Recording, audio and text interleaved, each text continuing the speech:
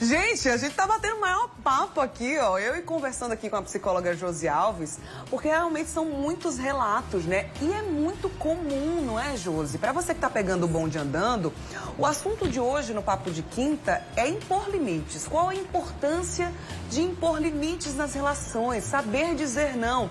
E eu tava aqui compartilhando com o Josi, compartilho com você aí de casa, que durante muito tempo da minha vida, aí eu tô trazendo esse relato pessoal mesmo, eu não soube dizer não. Então eu me anulava em função de outras pessoas, porque eu achava que as pessoas iam se distanciar de mim, que a minha utilidade ia ser enfraquecida de alguma forma, que eu não ia ser validada, que as pessoas não iam mais gostar de mim, que eu podia soar grosseira. E não é nada disso, né, Josi? Você pode dizer não, você pode impor os seus limites de forma amena. E o outro precisa também entender, né, que não pode ultrapassar aquilo ali. E as relações, inclusive, vão ficando mais leves e mais respeitosas também. É necessário, além de tudo, né? Exatamente, é necessário. Você falou tudo agora, é necessário. A gente precisa se posicionar até para que o outro possa me conhecer. Porque o que acontece? Eu escuto muito também alguns relatos de que o outro nem impõe aquela vontade, mas pelo fato da pessoa tanto faz aceitar, então o outro vai se posicionar com aquilo que ele quer, né? Por exemplo, eu chego aqui e te ofereço chá e café, você gosta de chá, e aí você diz tanto faz, e eu te ofereço café, então, aí você, poxa, eu tô tomando café, mas eu te ofereci, eu te dei a oportunidade de você falar o que você gosta, e você tanto faz, então aí eu não conheço sobre você, eu não sabia que Bruna gostava de chá. Então, muitas vezes eu poderia ter essa troca de maneira saudável e isso não acontece porque você não se posiciona, porque o outro não se posiciona. Rasa, né? Isso mesmo. Vai ficando ali no superficial, porque você não conhece. Primeiro, você não conhece o que você gosta. Porque se pra você tanto faz, qualquer caminho serve, né? Isso. E isso vale pra coisas muito mais intensas, muito mais profundas. Se você não sabe, então o outro também não tem como saber, né? Precisa primeiro você se conhecer, saber o seu limite para impor esse limite ao outro também. Eu achei o máximo uma pergunta de uma telespectadora, a Verônica. Ela disse, e aquela pessoa que também só sabe dizer não? É preocupante também? E aí, Josi? A gente precisa avaliar, né? Existem várias situações que têm que ser avaliadas para entender o porquê que essa pessoa sempre diz não. Então é difícil eu falar o porquê que é essa pessoa específica, mas vamos falar de um contexto geral. Às vezes é uma proteção, né? Então aquela pessoa ela diz não porque ela tem medo do sim. Se for algo, né, que for uma troca, algo gostoso, uma experiência, às vezes é o medo de arriscar, o medo da consequência. Então, ficar naquela zona de conforto, como a gente fala, é mais seguro, né? Você quer ir para tal canto? Não.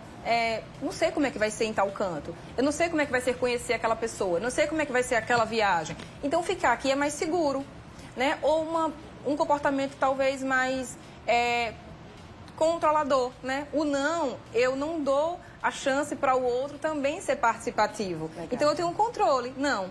Agora, quando for conveniente, eu digo sim, né? Então, nesse caso, acredito que o não é mais como uma necessidade de controle. Então, a gente pode considerar que é algo preocupante, sim. Até porque pode mostrar um comportamento mais, além de egocêntrico, né? Que não seja flexível. Então, uma pessoa que não é flexível, ela também sofre, né? Porque o fato de você não conseguir dizer não causa sofrimento e de você dizer sempre não também.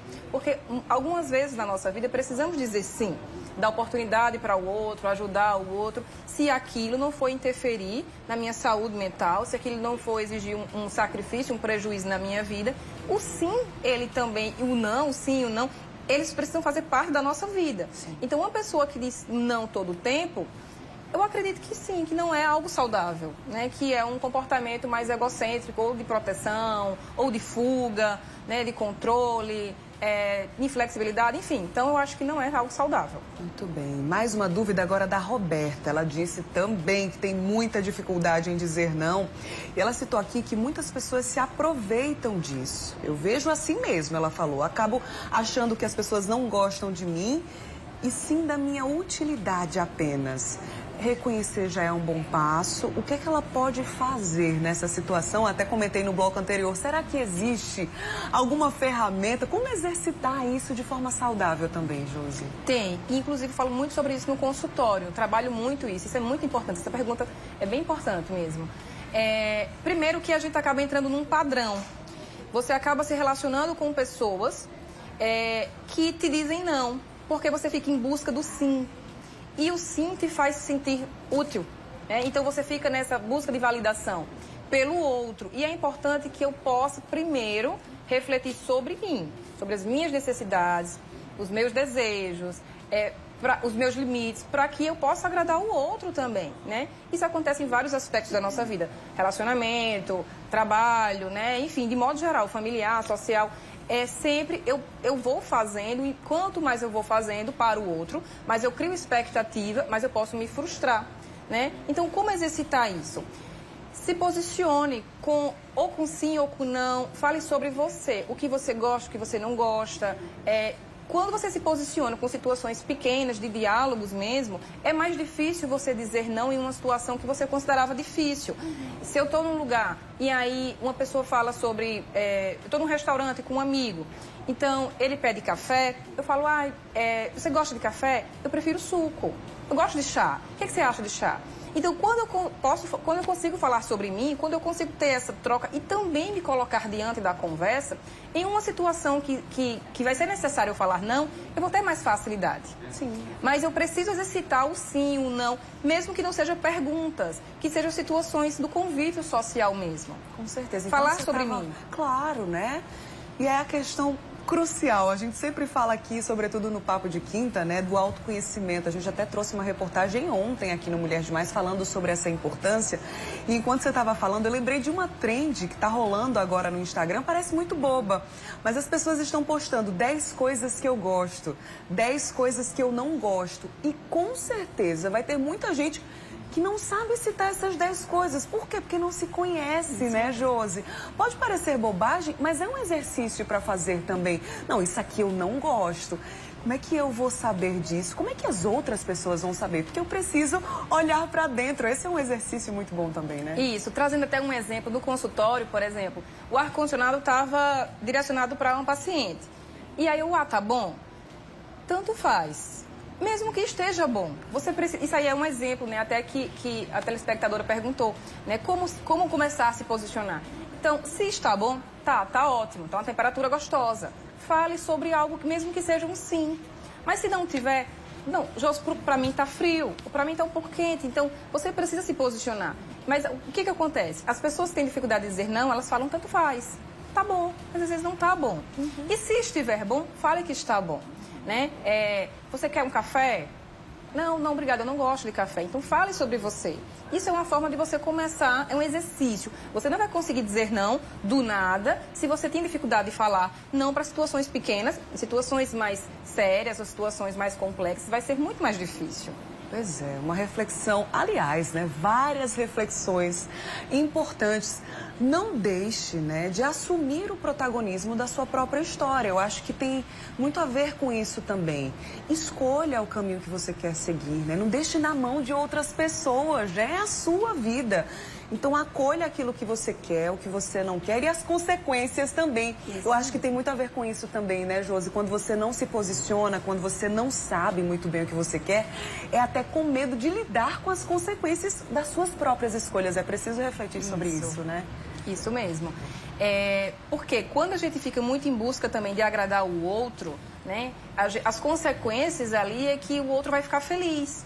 E quando eu não vou agradar, eu temo que ele fique triste, que ele fique chateado, e isso interfira na minha relação. Mas isso faz com que a relação, a pessoa ela se torne dependente emocional. E por isso que em algumas situações, quando existe término de relacionamento, ou um do cônjuge viaja, o outro sente que seu mundo acabou.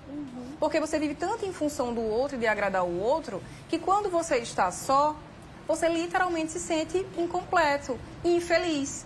E aí muita gente fica frustrado, fica desanimado, porque não sabe mais ser feliz sozinho, né? Claro que é muito bom ser feliz com alguém, mas é importante que eu saiba ser feliz sozinho também. Que eu saiba o que eu gosto, o que eu não gosto, o que me faz feliz, o que me faz triste, que eu possa aproveitar a minha companhia. Então, isso acontece, esse vazio intenso, quando eu fico muito em função do outro, para que as minhas expectativas sejam agradar o outro e eu tenha essa troca, mas eu não faço isso por mim. Então, acaba que eu fico mais frustrado, que eu crio essa expectativa, né, em relação ao outro, e aí eu vou ficando mais com a sensação de eu preciso disso para me sentir feliz de volta, eu preciso agradar o outro. E aí fica nesse padrão, nesse padrão contínuo de agradar, de ser validado, né? De ficar sempre pensando em fazer para o outro. E aí eu começo a deixar de ser quem eu sou, porque eu esqueço quem eu sou. Né? E isso é uma pergunta que eu faço no consultório, quem você é? É igual essa pergunta que você falou, né? E esses tópicozinhos do Instagram, né? Que as pessoas estão fazendo essa brincadeira. E quando eu pergunto, o que você gosta? E muita gente para assim e fala, não sei. E uma coisa que é interessante, às vezes as pessoas falam, eu gosto de ajudar os outros, eu gosto de ouvir, eu gosto de fazer isso para fulano, eu gosto de fazer isso para ciclano, certo? Mas e para você? E às vezes é até difícil de entender. Peraí, o que eu gosto de fazer para mim? Porque é um exercício diário. Então a gente tem que ter cuidado com isso. Verdade. Olha, assunto importantíssimo para essa manhã de quinta-feira e qualquer fase do ano também, né? Então, Josi, obrigada pela sua participação. Eu vou deixar aqui o Instagram dela. E aí vocês vão lá e dizem assim, não demora não para voltar no Mulher Demais. @JosiAlvesPsi. Tem vários conteúdos bacanas por lá também, até que você volte para cá. Adorei te rever, viu? Um cheiro. Beijo. Até a próxima. Muito bem. Olha aí, assunto super importante, né? Valioso para nossa vida.